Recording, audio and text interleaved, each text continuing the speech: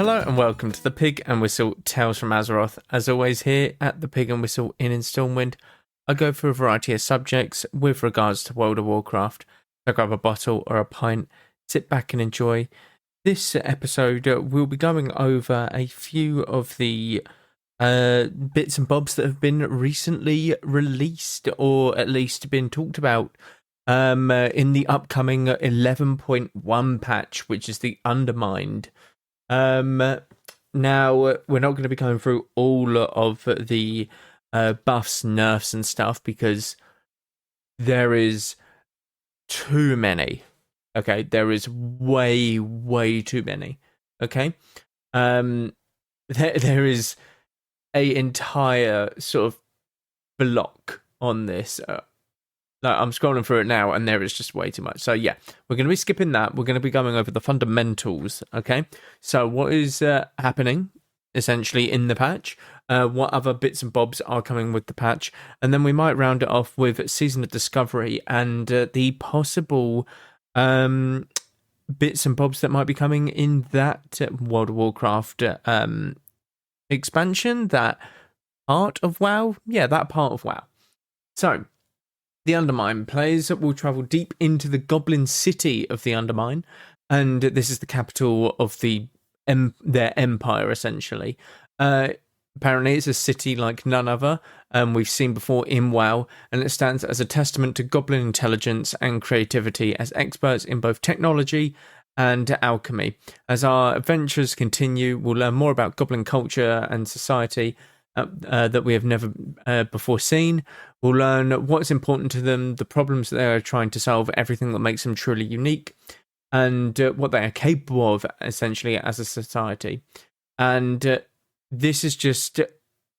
the way that they previewed this is... it's essentially Kazan, but underground. There is nothing. It is underground. In my honest opinion, I think you want to stay away from the underground zones for a bit. Now, I say this as a sort of, I'm not a fan of them anyway, but I say it in the fact that in patch 10.1, where did we go? We went to, I've already forgotten the place, but it's the place with the Niffen, and in... obviously, Dragon Isles, not Dragon Isles, the other one, the Waking Shore. I'm getting them mixed up. No, Waking Shore is Dragon Isles still. Oh my god, am I losing the plot? The Dornagal Zone. The Dornagal Zone, you have the Ringing Deeps that is obviously underground as well. So, well, I say that Hallowfall and Ashkahet are also underground, but that's not the point. The Ringing Deeps feels like it's underground. It feels like it is in a cavern, whereas Hallowfall and Ashkahet feel like they are just different zones in themselves. Now, it's tough because where else are you going to have a Goblin sort of patch? It does make sense, it being underground where all of the cartels are and stuff like that. But yeah, I think you want to stay clear of that for a while, and I believe that they will do. I think they're getting it all out of their system now for us to go, oh, yep, we're going on a spaceship ride into the void, and we're going to go kill Xal'atath out there. Kind of like with Argus, where it's like, oh, the Legion are invading Azeroth? Yeah, well, we're going to jump into a little portal now and go onto a ship that will take us to Argus while we're fighting the boss. That kind of thing. But besides that, again, not really a big fan of the Goblins. I think some people are, and they really haven't had the representation that they should do in the game. So it does make sense that they would eventually get a patch for themselves, because Night Elves get their own things with a Mirdrasil. You obviously have humans that are constantly in there with Matthias Shaw and stuff. You don't really have Goblin stuff, do you? Gallywix kind of did just leave at the end of BFA or mid-BFA, and that was about it. But in the Undermine, you're going to have 4 cartels. So these 4 major cartels are Steamweedle, Blackwater, Bilgewater, and the Venture Company. Each cartel is run by a goblin that you will know. So Monty Gaslow is one of them. Gaslow popping up in Ratchet at the very start of World of Warcraft. Baron Revilgaz, I forget. I really don't know how to say his second name, but he has been in WoW since the start. He has been in Booty Bay. Marin Noggenfogger, the most iconic one, because he sold the Noggenfogger potions back in Tanaris, back in Classic, and they are so iconic, these potions, that they are amazing. And as for the venture company, I don't know at the moment. They didn't say. And more. There was also a fifth cartel waiting in the wings to learn about a bit later, apparently. Now, this fifth cartel, we have no idea. They've given us no info, but we will learn as we go through the story, I would imagine. Which of these cartels you align yourself up with is up to you. Your experience will change within the Undermined depending on which of these cartels you ally with.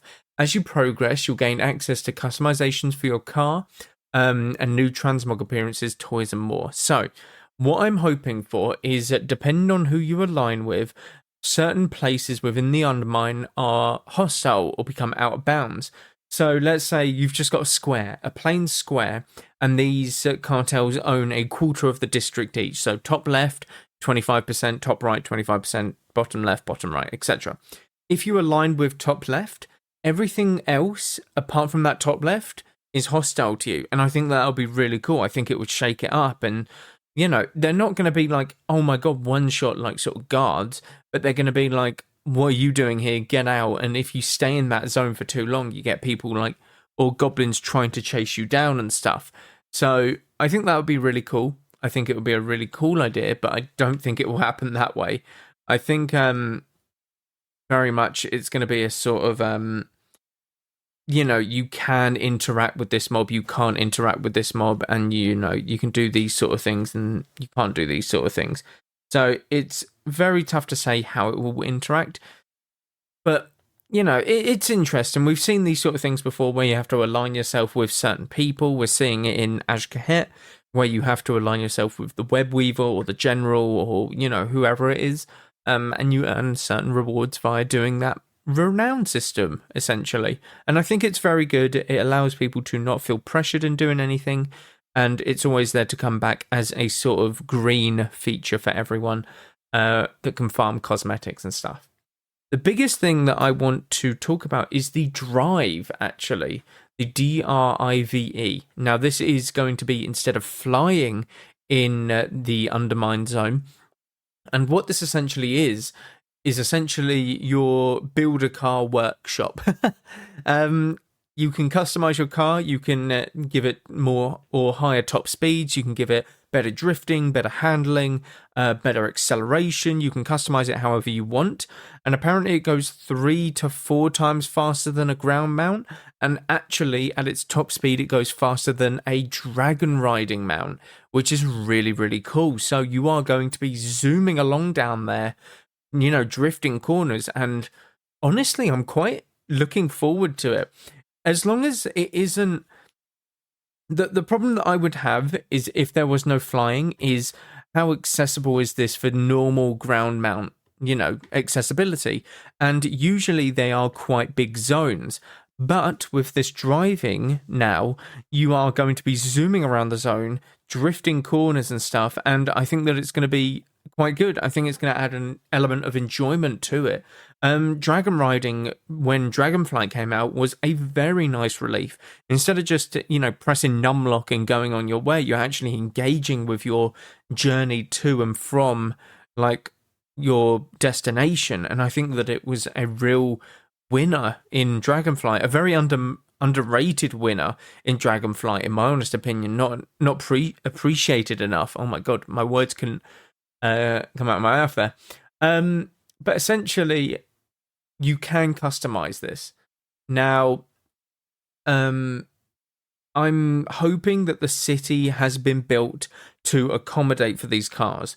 I know that they probably thought that in mind or had that in mind when customizing the city, but there's going to be a couple turns in there probably that are going to be awful to do, and it will kill your enjoyment for it. But I really hope that going forward, out of this patch, that they keep the drive thing going and you can keep customizing it, and it allows you to make the choice between dragon riding and just getting in your little car and doing donuts around the middle of, like, the city.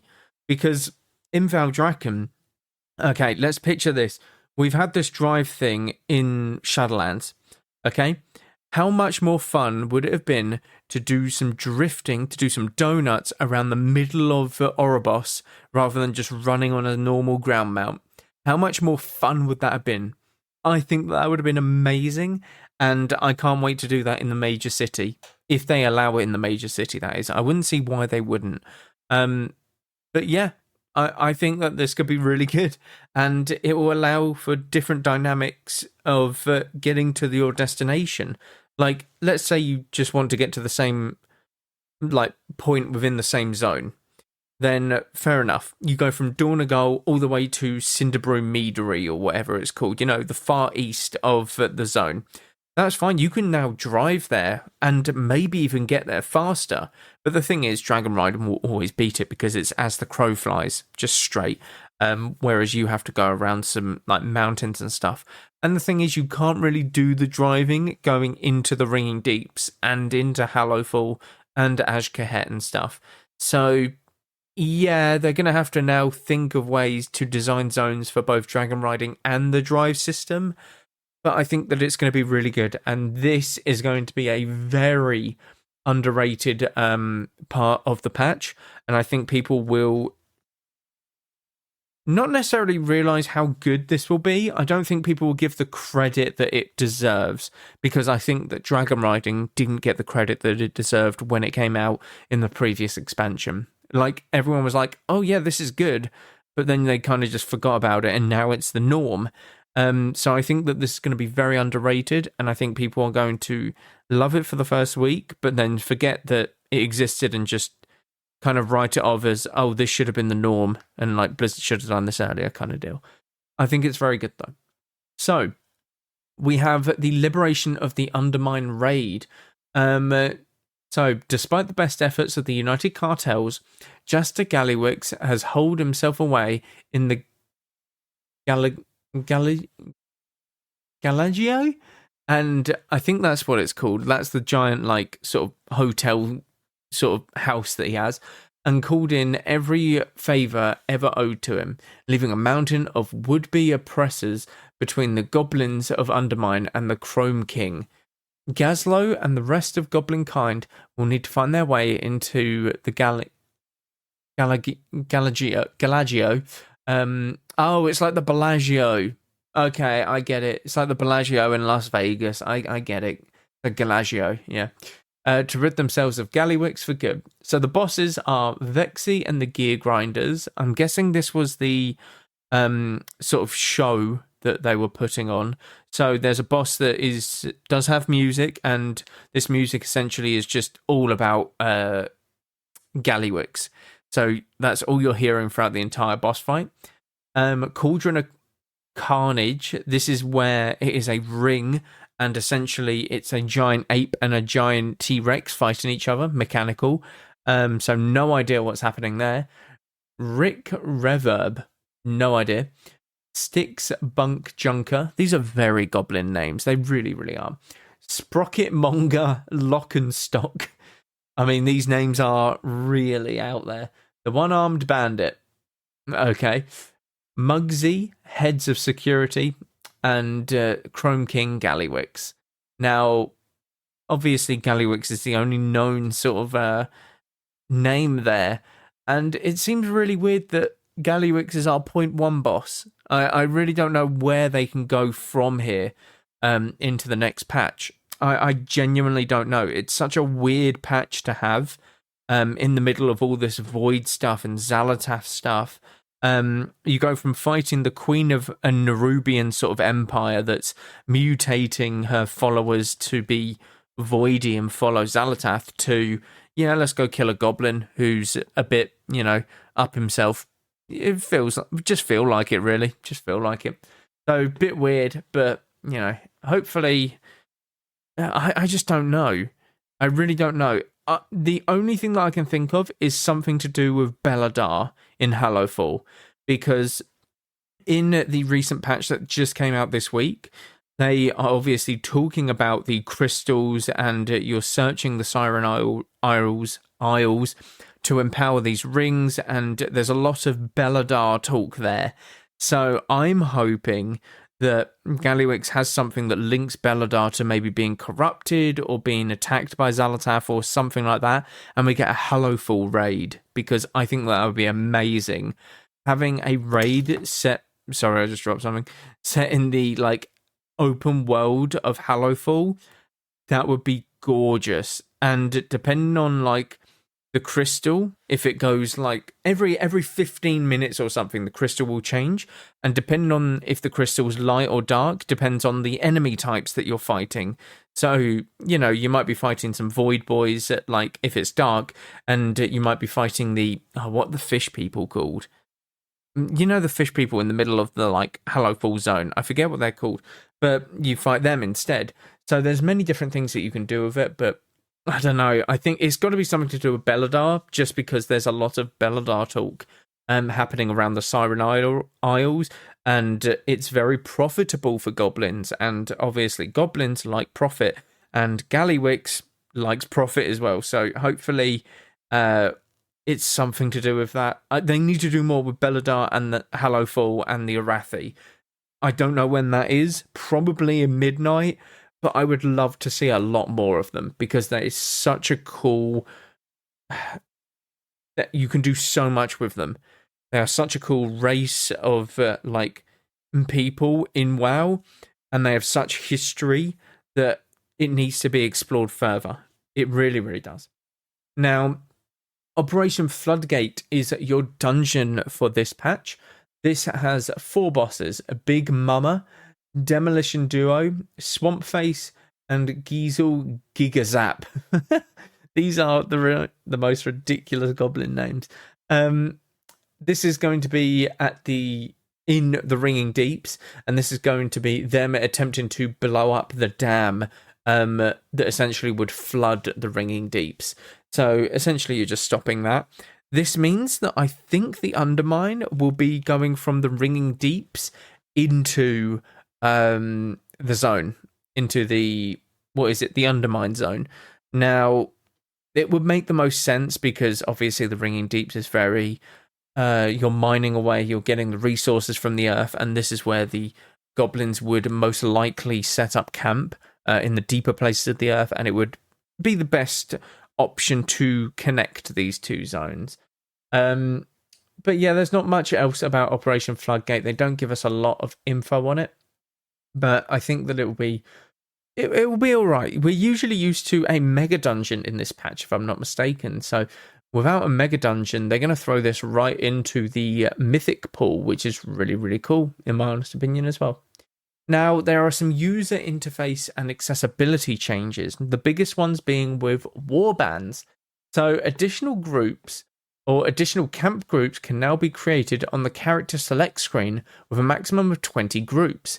Groups can be renamed or deleted by right-clicking the group header button. So, what this means is you have your group of 4, which is your current warband, okay? You cannot do anything, you can just move people in and out of this warband. What you can do is label this as group 1. Then you can make a second warband of group 2, and you can put 4 people in that, up to 20 of these groups. Now, the best way that I'm going to do this is every single druid I have will go in one group, shamans will go in another, hunters another, warriors another, etc., etc. I think that this is very good for those who ult multiple classes, and I think that this is the best way to do it because it's very organized, firstly. Or you can do it via a sort of, what do I play mostly system is what I do now in my current warband, because there's only 4 points to them. But I think that this is really cool. It allows you to customize your sort of main menu page, and I think that it's a very nice little addition to the game.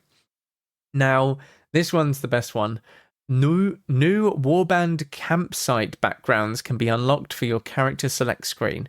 A list of available campsites can be found in a new tab in the warband collection pan. So I've seen some of these, and you can change the background of your warband camp. So it can be in Icecrown Citadel, for example. This isn't one of the examples they gave, by the way, and I don't know if this is available, but it can be in Icecrown Citadel, it can be in Black Temple, Hellfire Peninsula, it can be in Stormwind for all we care. but it's more generic ones like the ones that we currently have. So think of somewhere outdoors in the Azure Span or somewhere in the Waking Shores, them sort of things. They're very cool and they give a sort of real mix up to it. So with this and the groups, you can have multiple backgrounds on each group. So one group can have the standard background, another can be in Stormwind, another can be in the Azure Span, etc. Or you can put a random one on it. This is a simple dice, and it will pick a random warband background for you each time that you are on the main menu, which is really cool. Collecting campsites can be accessed and displayed via the menu button at the top of the character select screen. You can obviously from here assign a campsite background, set the campsite as a favorite, or randomize it. Very simple. The quest log pan has received several updates, so the map filter now has a counter to how many items were hidden on the map. Makes sense. That means that if you don't want to see world quests, you take off the world quests, and it will say, oh, it's hiding 7 world quests, that kind of deal. The map legend has been relocated to the tab on the side of the pan, which is good because it looked very clustered. And a new event tab has been added to the pan with information about ongoing and schedule events within Khazalgar. So this allows you to keep track of weekly events and completions, also set reminders for upcoming timed events, which is really good. This is like the theatre stuff. This is for maybe Belladar changing colour. That'll be really, really good to have and really useful for those who want to farm a mount. Hopefully that'll be really useful and they do them sort of things. Specializations for hunter pets can now be changed in the stables via a drop-down menu. This is huge. For those who don't know about hunter pets have 3 different schools, essentially, talents. One of them is cunning, one of them is tenacity, the other is... Oh no, I've forgotten it. Oh, it's going to come back to me, but they have 3 different schools and they each give different buffs and, different pros and cons. So the cunning one gives you a freedom. So it allows you to use Master's Call and it gives you a freedom from roots, snares, anything like that. The tenacity pet gives you a damage reduction or a health boost. It gives you 20% increased health for a certain amount of time. So it's a last stand. So in the stables, you can now switch all of your pets to a certain type. So if you want all of your pets to be tenacity pets, fine, you can do that in the stables. This is going to benefit PvP a lot more than it benefits PvE, because PvE, you probably just go with cunning. I would imagine so, unless you need the extra health for a certain boss mechanic. But I imagine you're going for cunning. But in PvP, cunning is usually the way to go because freedom is very good and because it has a mortal strike. Now, this means that you want specific pets as well. So you always want an undead raptor for people who can't shackle or CC undeads because multiple things can CC beasts, but an undead raptor is not classed as a beast, it's classed as undead. And you also want a normal raptor in case you go against a retribution paladin that can stun a undead pet because of Wake of Ashes and that kind of thing. So what you can do is have 6 of these pets essentially, all as cunning, tenacity, and the other one. So you have one undead raptor that's cunning, and one normal raptor that's cunning, and then you have one undead raptor that's tenacity and one that's, not. So this is going to benefit PvP a lot more, in my honest opinion, and I think that this is a very good change. I think that it's very, very good because it allows people to get specific pets that they want, and also have still the best specialization that they want for their PvEing or PvPing, that kind of deal. Overall performance information has been added to the top of the add-on list. The information for specific add-ons is now included in the tooltip and appears when hovering over the game menu button. Not sure what this means really. Add-ons can now be categorized by add-on authors, and related add-ons will be grouped automatically in the list. Search the new right-click options have also been added to the menu. That's kind of interesting.